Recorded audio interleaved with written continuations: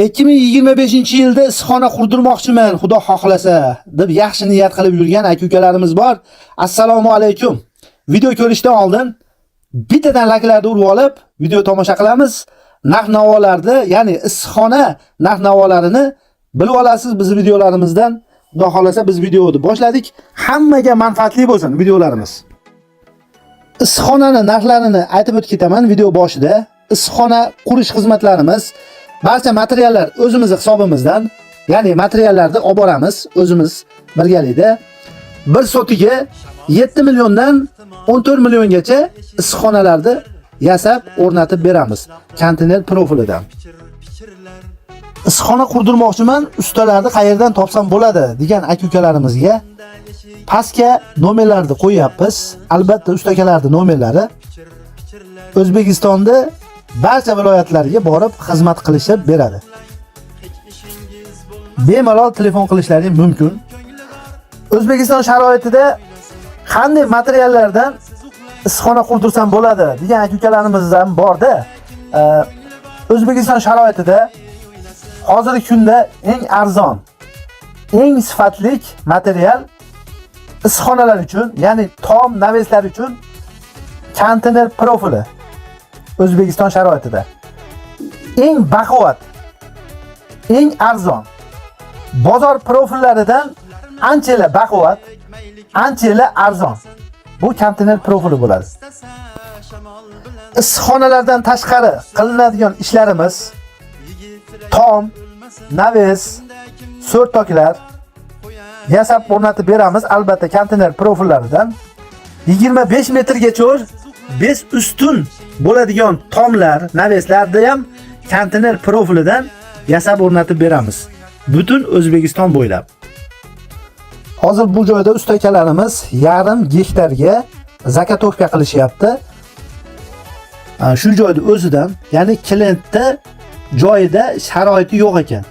Ustalar uchun yotoq joy, obetlanish uchun sharoitlari yo'q ekan.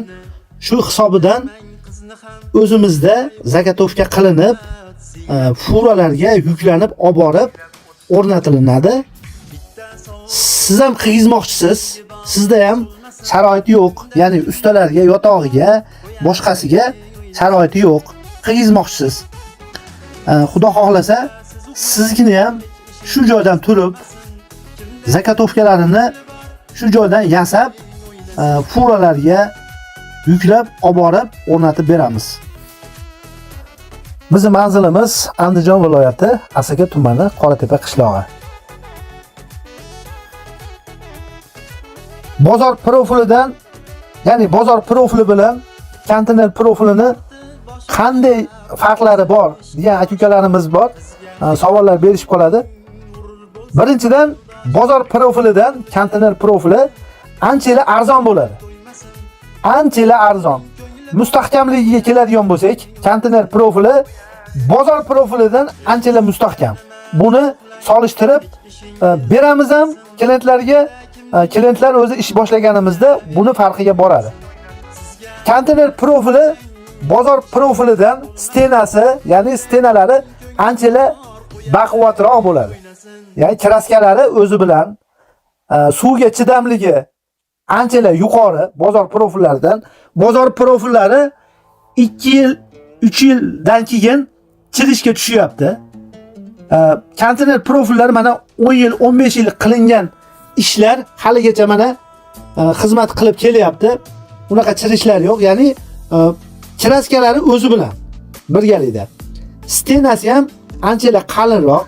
Buni klient o'zi xohlagan joyida solishtirsa bo'ladi.